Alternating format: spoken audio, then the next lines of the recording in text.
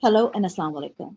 We have with us today Mr. Sajjad Burki, the focal person to Chairman PTI Imran Khan in the US. Assalamu alaikum and welcome, Sajjad sir. Ji, walaikum salam, and thank you so much for inviting me to your show today. Sajjad sir, I have a few questions here that are here really from the Pakistani diaspora here in the US. Imran Khan himself has said that the Pakistani diaspora in the US is the strongest, one of the largest diaspora. What then have we done for Imran Khan's cause and since the past 16, 17 months since he's been ousted? Well, I think we've done plenty, and you're very right, and Imran Khan is very right. This is one of the strongest diasporas. I think UK and the US are two of our mainstays when we look at PTI abroad. We started, I think, almost 16, 17 months ago, and we started meeting up with our legislators over here. That was the initial campaign. We, at that time, didn't know what else to do because we were counting on things happening in a constitutional way in Pakistan, and we were hoping that we will get some traction here in the US as well from our legislators. But as we went along, we realized that it was much more difficult than what we originally thought it would be. We were getting good meetings with them. We were getting very good responses, but not much action. And that's when we started to come out and starting to rally a little more, maybe make a little more noise, uh, engage more legislators as we went along. So I think it's taken a while for this movement to build over here, but I think we are at a point where we have now seriously engaged the majority of the Pakistani diaspora here in the US, and they're ready to stand up and fight for democracy in Pakistan. So, talking about engaging the Congress people, we have been hearing from you, from Atif Khan Sahab, from even the backpack that there is going to be a congressional hearing soon, and we've been hearing about it for a while. What's the progress on that? Let me share information with you. We started talking about a congressional hearing about almost 3 months ago. And this was luckily with one of our Texas congressmen who's, is a Republican, and he chairs the Committee for the Foreign Relations, Congressman Michael McCall. And we met with him about 3 months ago and started a conversation. It was kind of lukewarm at that time. And then we even engaged Senator Bob Menendez, who's the Foreign Relations Chair in the Senate. And we had a very good meeting with him, and he promised us that he will look into it.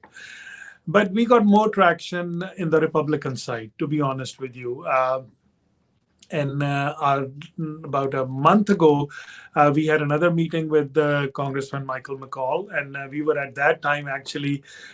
This is, I would say, more than a month ago.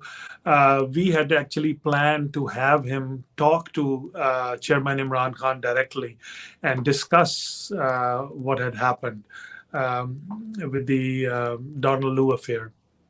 And then, as luck would have it, the Intercept story came out, and it gave more of a life to what we had been talking about in the last few months. Because initially, and as you all know, there was a complete denial from the State Department on the cipher. But then this is when the office of the chairman, they got more engaged, and they promised that yes. And the latest I can tell you is that we spoke with them about a week ago, and they have promised that the office is already working on it. They are hopefully they'll have it on schedule in the upcoming session. So hopefully in the next 10 days. And I was actually like, you just brought up the whole Donald Lu affair, and as per Intercept, the United States, the administration itself is where the Biden administration is behind the coup, as per this story in the Intercept. Do you think then talking to the Congress, talking to the American government as such is going to make any difference? Certainly, certainly. See, we always have to remember that the State Department necessarily does not take advice from the congressional leaders. We all know that. But at the same time, there are some very important congressional leaders who can put their weight behind something. And then the State Department and the White House has to listen to them.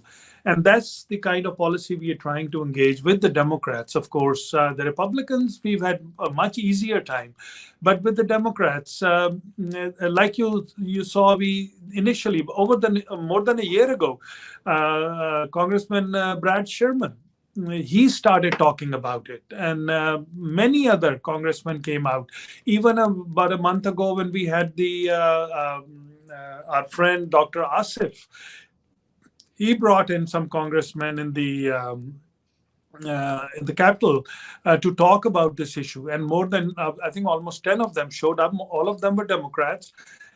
There's no harm in reaching out to them and letting them know. And as we reach them, one thing we found out many months ago, we all thought that they were very familiar with what we were talking about. And we were totally surprised that most of them had very little knowledge of what had happened in Pakistan, of what the accusations were and what the real story was. So it was important for us to get our message out to them so that they could look at it, in a manner where, they could help us. So certainly, I think we need to keep reaching out to them. So just in context with that, do you see that, like, traditionally we have noticed that the Pakistani American community has been leaning more towards the Democrats. We tend to generally vote Democrat. Do you see that change in the 2024 election? Absolutely. Funny that you asked this. This is one of the, I think, the hottest topics right now.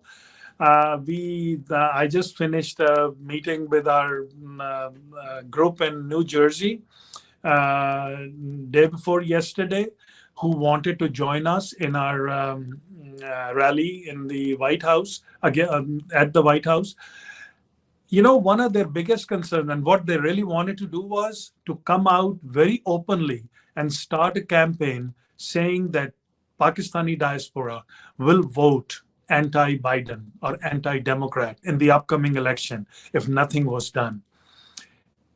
From the point of view of our party and us, we don't want to go overboard on this. We don't want to, go out and say anything like that openly, because it's not fair. A lot of our diaspora, our people, they vote Democrat and they have voted Democrat. But you'll be surprised how many of them are now thinking of voting the Republican. And that includes me, by the way, and not because of my party position, but personally, I think that the Biden administration has not been fair to Imran Khan and the whole regime change affair. Before I let you go, one last thing. We've been hearing about this pretty big protest that's been organized outside the White House on Sunday the 17th, I believe. Would you like to tell us a little bit more about that, please? Yes, certainly. We've been thinking and talking about it for months now. We finally have a date and a reservation, and we are now advertising it. 17th, it's a Sunday in front of the White House. We'll start at 3 p.m. and hopefully go till about 6 p.m. There's a group that's coming from Jersey, a car rally. They'll come and join us over there. There's some other rallies, the car rallies from other parts of Virginia and Maryland who are working on it, and they'll come and join us. And we're actually we're making this a nationwide rally. We're asking our people living anywhere in the US, if you can take the time, if you can afford it, if you can come out for a day to Washington, D.C., please do so. Let's all remember the time when Imran Khan came to Washington, D.C., and we were able to make such a huge impact at that time, because I think over 25,000 Pakistanis showed up in DC and got the attention of President Trump at that time. And now I think is the time, if I'm requesting everybody to come out, please take time out, come out there. Let's make an impact. Let's show President Biden that we living here in the US care about Pakistan. and we want things done the right way. And then talking about doing things the right way, Prime Minister, caretaker Prime Minister, in fact, interim Prime Minister Kakar is supposed to be visiting the United Nations, which is, I guess, a first of, like, are we protesting there as well? We are certainly protesting over there, but it may not be on the exact date that he's talking. Firstly, they are being very, very evasive about it. They're not letting anybody know when he will be talking in the UN, which is not even important. He's just a caretaker prime minister. I don't think it's that important for us to complain about him.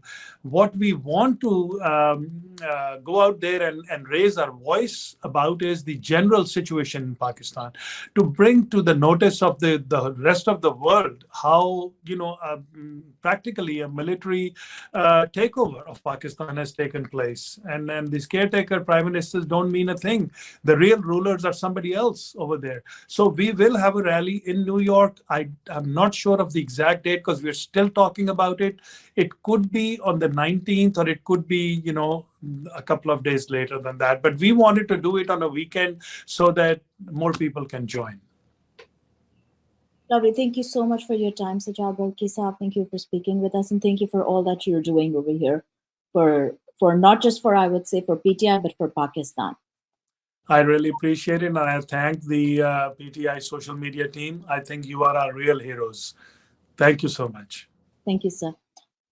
Meanwhile, Pakistani Americans here can join us in various rallies. As Sajjad Burki Saab said, there is one on the 17th in Fresco, Texas. There's a Boston rally in Massachusetts the same day. There's going to be a pretty big rally that we're hoping all the way from New Jersey. That's going to, on the 17th, that's going to come from New Jersey all the way to Washington, D.C. to protest then outside the White House. There are also, as Sajjad Burki Saab said, various other rallies coming in from Virginia, Maryland. So please do follow our PTI US official pages on in fact, on all known social media platforms. Sajjad Burki Saab has a Twitter handle as well, and we will be telling you the details. Thank you so much for joining us. Inqilab Zindabad, Pakistan Zindabad.